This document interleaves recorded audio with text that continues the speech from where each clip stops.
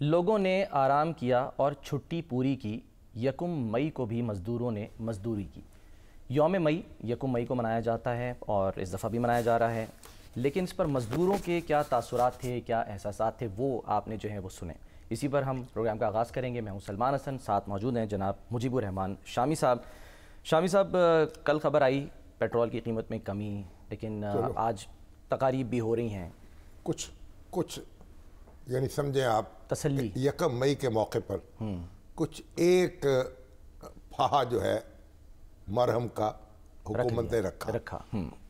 کچھ قیمت میں کمی ہو گئی پیٹرول کے 5 روپے کے قریب۔ جی ہاں، آٹے میں نمک کے برابر صحیح جو بھی ہے ہوئی تو لیکن اصل بات دیکھیں یہ ہے، کیا کہا اقبال نے، تو قادر مطلق ہے مگر تیرے جہاں میں تو قادر و عادل ہے۔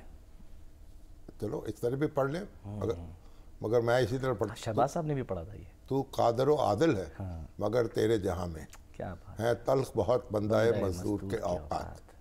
وزن اس طرح بھی پورا ہو جاتا ہے، تو قادر مطلق ہے مگر تیرے جہاں میں وہ تو رہا ہے تلخ بہت بندہ مزدور کے اوقات۔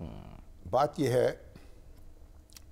اب پاکستان میں ایک تاریخ کی بلند ترین سطح ہے مہنگائی کی، اور پاکستان برسوں تک، اشروں تک یعنی بہت بہتر رہا اس پورے خطے میں اور پورے جنوبی ایشیا میں۔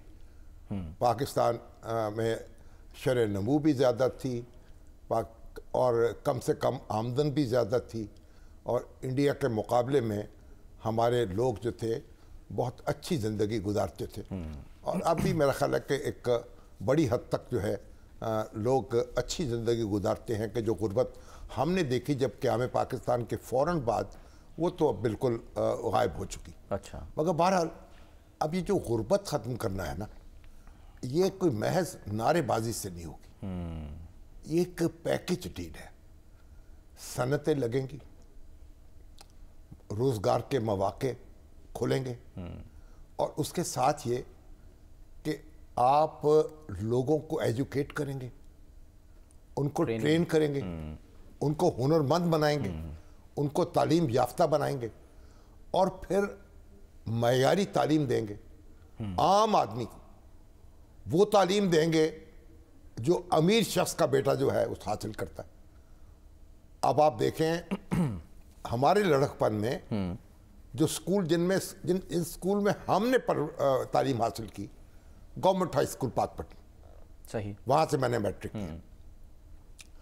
ایک ہی اسکول تھا، ایک ہی کلاس تھی، ایک جیسے ٹاٹ سے، ان پہ غریبوں کے بچے بھی بیٹھتے تھے، امیروں کے بچے بھی بیٹھتے تھے، افسروں کے بھی، ججوں کے بھی، ذمہ داروں کے بھی، کاشتکاروں کے بھی، مزاروں کے بھی، مزدوروں کے بھی، اور سب کلاس فیلو تھے، سب میں آپس میں تعلق تھا، میل ملاقات تھی، دوستیاں تھیں، ڈسکریمنیشن نہیں تھی، کوئی ڈسکریمنیشن نہیں تھی۔ آبادیاں ایسی تھیں، غریب اور امیر ساتھ ساتھ رہتے تھے، ایک دوسرے کے دکھ درد میں کام آتے تھے، اور اس وقت کے جو پھر غریب تھے وہ پڑھے، تعلیم حاصل کی انہوں نے، اور کہاں سے کہاں پہنچے، سول سروس میں آئے، فوج میں کمیشن حاصل کیے، نوبیل پرائز بھی لیے، نہیں وہ تو ملے، اور پھر اس کے بعد انجینئر بنے، ڈاکٹر بنے۔ ریاست جو تھی اخراجات اٹھاتی تھی، آپ کوئی 2 آنے 4 آنے کی فیس، اور آپ دیکھیں اس کے بعد کیا ہوا۔ 1980 کی دہائی تک آپ کا اسکول سسٹم ٹھیک کام کرتا رہا، پھر اس کے بعد آپ نے پرائیویٹ ادارے آگے بھی، اور حکومت نے توجہ جو ہے اپنی کم کر دی، ان کے بجٹ کم کر دیے، جو سفارشی ٹٹو بھرتی کرنی چاہیے ٹیچر کے طور پر، اور نتیجہ یہ نکلا ہے کہ اب پاکستان میں لاکھوں بچے جو ہیں وہ پرائیویٹ سکولوں میں تعلیم حاصل کر رہے ہیں، نہ صرف پرائیویٹ سکولوں میں بلکہ وہ اے لیول او لیول کر رہے ہیں۔ ان کا نصاب جو ہے وہ بھی باہر سے مرتب ہوتا ہے، اور بڑی ان کے امتحان بھی مہنگی فیسیں، غیر ملکی ادارے لے جاتے ہیں۔ آپ مجھے بتائیے اس سے پہلے کیا تھا؟ میٹرک انگریزی میڈیم بھی تھا، اردو میڈیم بھی تھا، وہی ٹیکسٹ بک بورڈ کی کتابیں تھیں، وہی انگریزی میں بھی لوگ پڑھتے تھے، اردو میں بھی پڑھتے تھے۔ تو جو ہم آگے بڑھے ہیں ہم پیچھے ہٹے ہیں. اب امیروں کے سکول الگ ہیں, غریبوں کے سکول الگ ہیں, اور جو گورنمنٹ سکول ہیں وہ یتیم ہو گئے ہیں. حکومت اپنا ہاتھ کھینچتی چلی گئی ہے. بنیادی اس کی وجہ کیا بنی, یعنی کہ کیوں؟ وجہ جب ریسورسز کم ہوتے چلے گئے تو جو ان چیزوں کو غیر ضروری سمجھا. تعلیم کا بجٹ بھی کم کر دیا, بجٹ کم ہوتا چلا گیا, صحت کا بجٹ کم ہوتا چلا گیا.